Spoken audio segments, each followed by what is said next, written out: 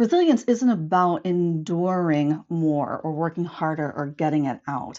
Resilience is about outsmarting the burnout before it actually happens. And life, I have found through personal experience and working with really smart, capable, competent women, that life in all of its realities, through unexpected and often disruptive ways, really show how smart, capable, and competent women are. Because one day you'll be juggling everything that you've taken on, that you've been given, that you've been handed, or that you've volunteered for. Maybe you shouldn't have. And you're doing it seamlessly, right? Just the way you always have, perfectly. And then all of a sudden, your brain has a glitch, literally a glitch you were not prepared for.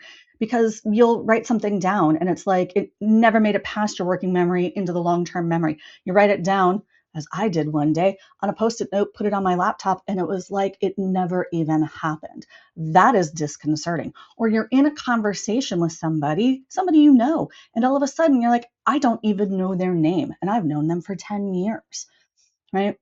Or you'll be in a conversation in a meeting and you lose the thread, or you don't know what task is the right priority. Or, one day I've been doing, specific work for 20 years and went, I don't even know how to get started. I'm sorry. 20 years. 20 years I've been doing this work. 20 years I've been leading this work. What do I mean? My brain has a glitch, a stutter step. I don't know how to get started. I have an entire computer of deliverables, methodologies, frameworks that I have designed. And my brain says to me, I don't know how to get started. Or you're in a room and you're reading the room and you're like, did she just give me side eye? Am I reading that right? Am I being pressed out? And then the emotions start to come and they start to stack. And then the cynicism, because you have no more emotional energy to just, deal with the things. And then the dreaded B word that is just looming in the distance, burnout. We don't want to talk about Bruno, burnout. I'm Dr. Shannan Simms, Dr. Shans to most, because I've lived this too. I'm an integrative psychologist. I blend behavioral, cognitive, and social psychology into practice as a life coach for women like me. I consider myself a type A plus overachieving perfectionist who has masked my executive dysfunction through overperformance and overfunctioning, basically to the point of burnout.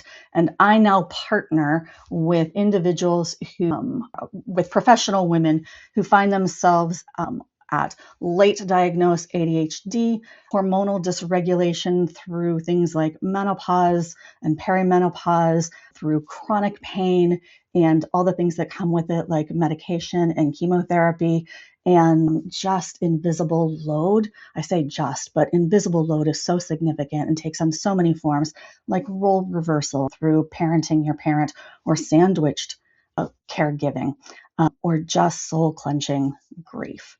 And I partner with professional women and women business owners who are really adept at masking the new reality of executive dysfunction, who are pushing through and just trying to gut through it to build unconventional resilience tactics, so that you don't have to come up to the edge of burnout.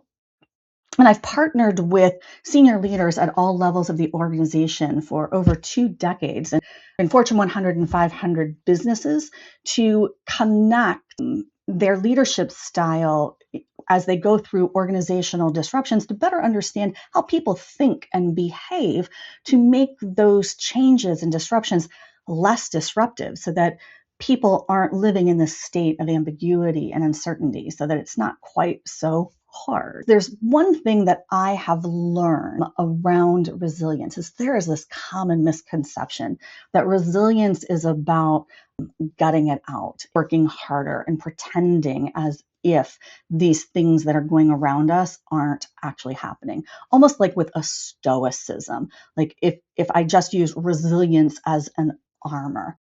But resilience isn't passive endurance.